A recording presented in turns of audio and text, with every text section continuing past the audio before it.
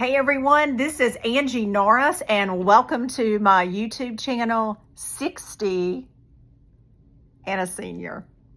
So I do bookish content videos. I'm 60 years old and a senior citizen, and I like to give you my more mature point of view. Today we're going to be doing a video about the books that I read in June and my reading wrap up. And I know it's a little late, it's July 11th, but I'm going to attribute that to there was a holiday weekend last weekend. I didn't get home till Sunday afternoon, Sunday evening, and this week has been crazy. So today's Friday, and I'm finally getting a chance to film this video. So let's talk about what I read in the month of June. I read 9 books in the month of June. 4 of them were audio books.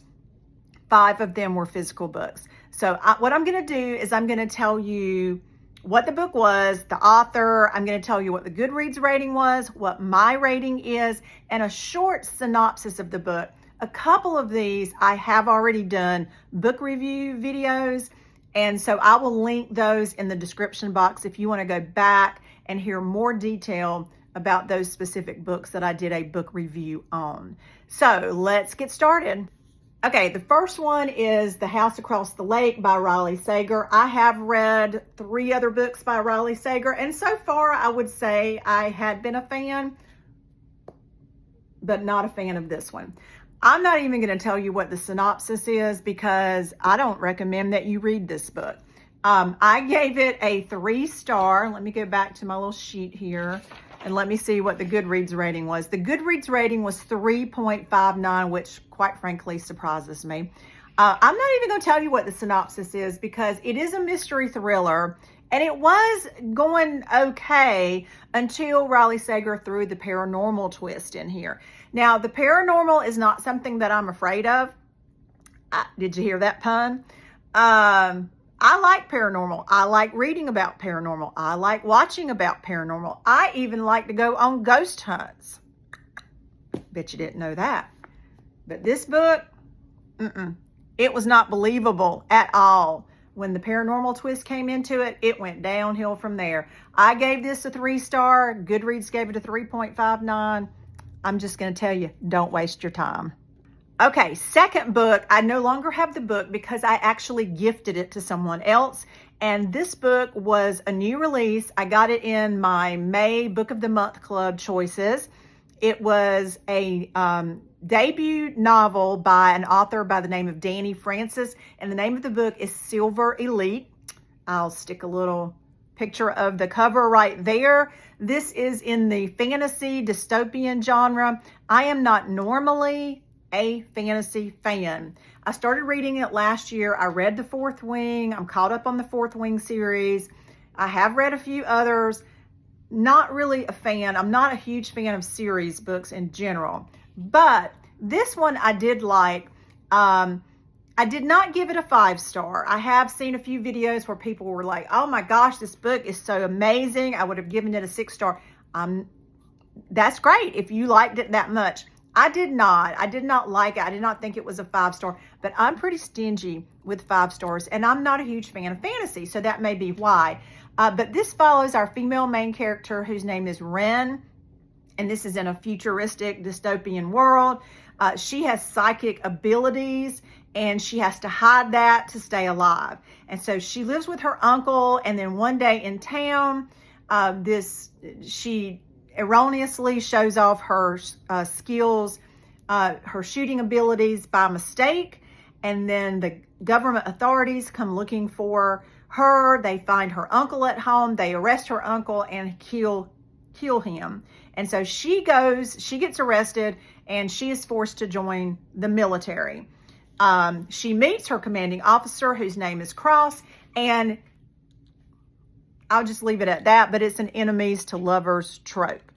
I gave this a 4-star. Goodreads gave it a 4.08. If you like fantasy, you'll probably love this, so I would recommend it. Okay, book number 3. I no longer have the book for this one either. I've already sold it in my Pango Books storefront. This book was entitled Beach House Rules by Christy Woodson Harvey. This is a beach read, women's fiction. We read it in a book club that I facilitate as a kickoff to summer. I heard about this book. It was a new release the end of May because I am part of the Facebook group Friends in Fiction, and Christy Woodson Harvey is one of the 4 authors who facilitate that group. And I did not know it until recently, but she is from North Carolina. She lives in North Carolina. I'm a North Carolina gal. This was set in a fictional beach town in North Carolina, and it follows our primary main character is Charlotte. And Charlotte's husband, Bill, has been arrested by the FBI, and she finds herself homeless and penniless along with her teenage daughter. And she's in the bank one day just having a meltdown because she can't access any of her money. And she runs into this woman named June who owns a beach house that is a commune. And she invites her to come live in the beach house with some other single mothers who have children there. And so once she decides to do that, there are rules to live at the beach house. And so that's where the name of the book came from, Beach House Rules. I did a book review of this. Check the description box for the link to that video if you want to hear more about the book. I gave this one a 4-star. Goodreads gave it a 3.91. Okay, book number 4 was a nonfiction book, and it is entitled Swimming Against the Current, Fighting for Common Sense in a World That's Lost Its Mind by Riley Gaines. Now, this book actually came out last year before President Trump went into office and signed the executive order about men participating in women's sports. If you don't know anything about Riley Gaines, you need to look her up because she is an incredible young woman. I mean, I think she's like 25 or 26. She was a swimmer in college, and she had to swim against a transgender man pretending to be a woman. And so she talks about how that, just the craziness of how that became such a big thing and how she dealt with it as an individual who experienced it herself. I was so blown away by this book. It was gifted to me because it was on my Amazon wish list, and someone gave it to me for my birthday in April. Thank you, Clara. And I absolutely loved it. The amount of research that this young lady did, I mean, the back of the book, there are just pages and pages of footnotes where she tells you where her research came from. And so anyway, it is political. I'm just going to tell you that, but I agree with her conclusions, and I support her 100%. I'm sorry if you don't like that, but men shouldn't participate in women's sports, period. And this is a great book. I gave it a 5-star. I was just blown away by the amount of research that she did, and I highly recommend it. Goodreads rating is 4.45. Check it out. Swimming Against the Current by Riley Gaines. Okay, book number 5 was a historical fiction that I read on audiobook and did a tandem read. The name of the book is Dragonfly by Leila Meacham. I thought I had the book, but I can't find it. So I must have sold it on my Pango bookstore. Goodreads rating was 4.32. I gave it a 4-star. Like I said, I'm pretty stingy with 5 stars, and I don't do half stars typically. But this book was set in World War II, and it primarily focused around 5 young adults. I think they were all 22 years old, and they are recruited by the Office of Secret Service, which was the spy agency, and they were trained to become spies. They were planted within France, but they were spies for the United States. And so there are a lot of characters in this book.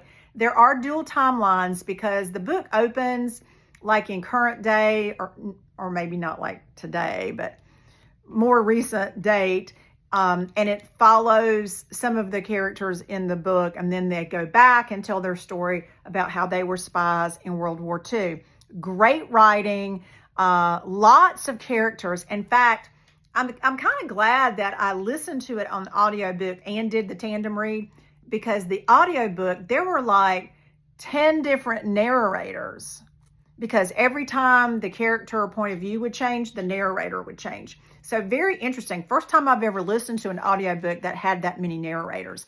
But if you love historical fiction, I really think you would like it. It's a pretty chunky book, but like I said, I listened to it and did a tandem read. So that would be one way that you could do it. I love the audiobook. So check that one out. Dragonfly by Leila Meacham.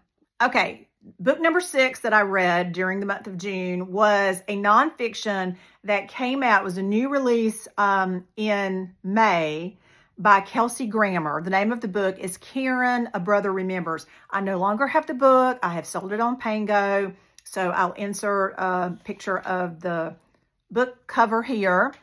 I love Kelsey Grammer. I think he is an amazing actor. And I really wanted to like this book.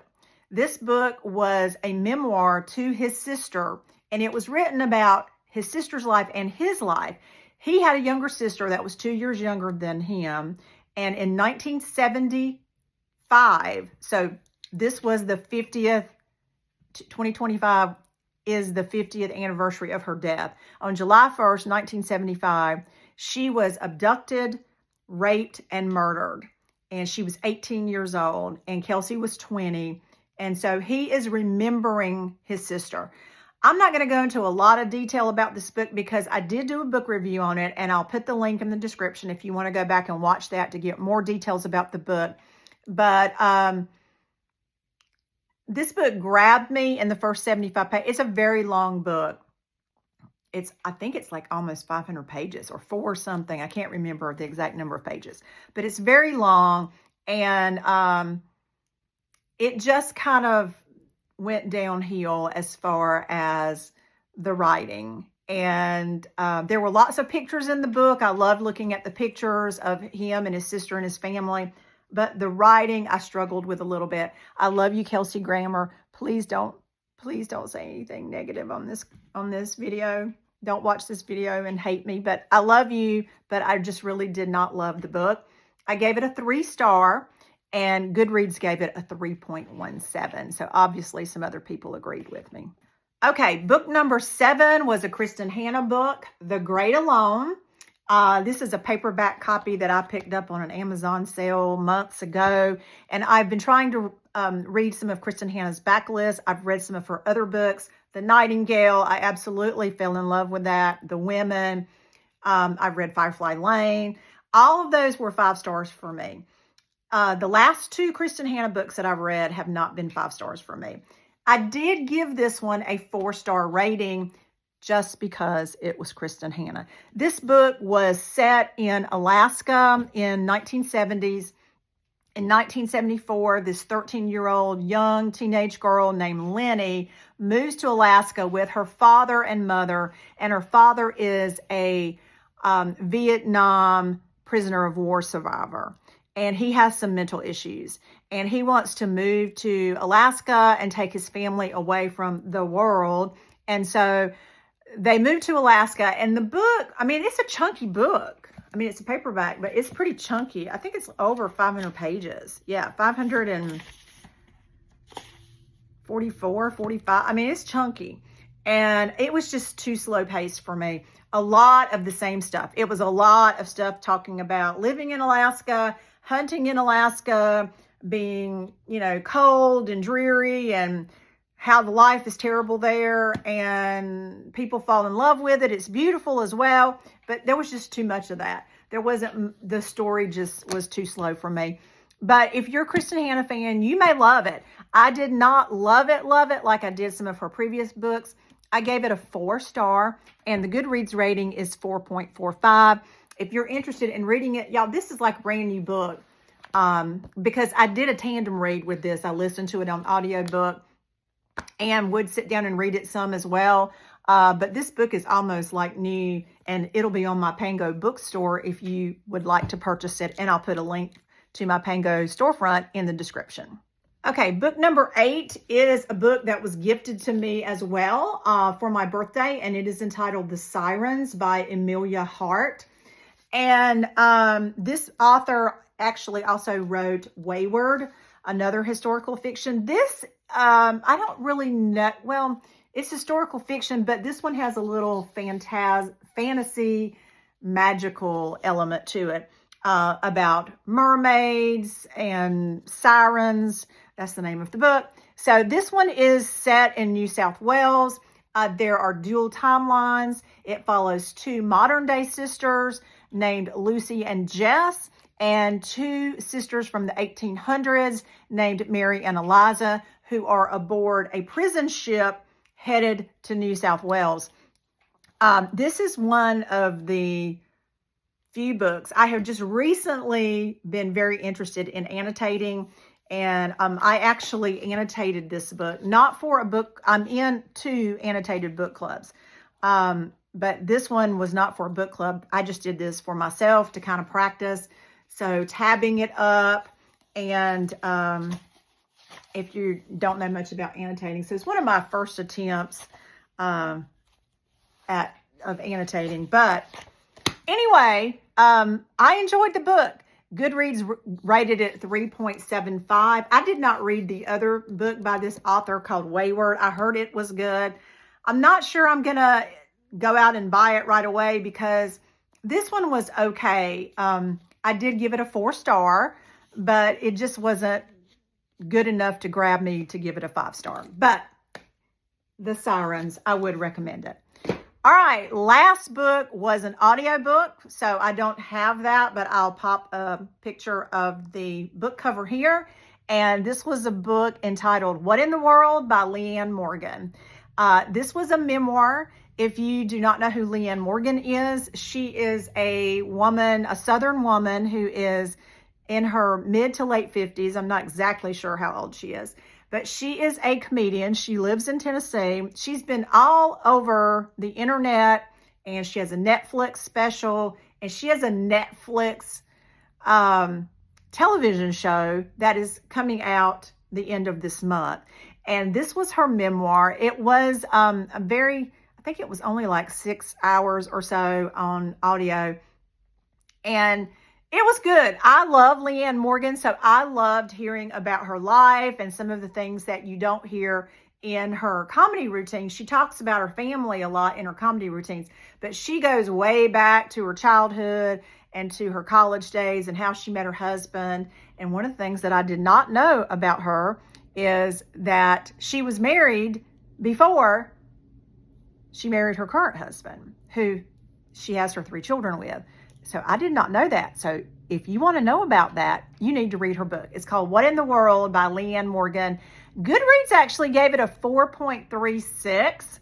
I gave it a 4. Once again, I'm very stingy with 5-star ratings.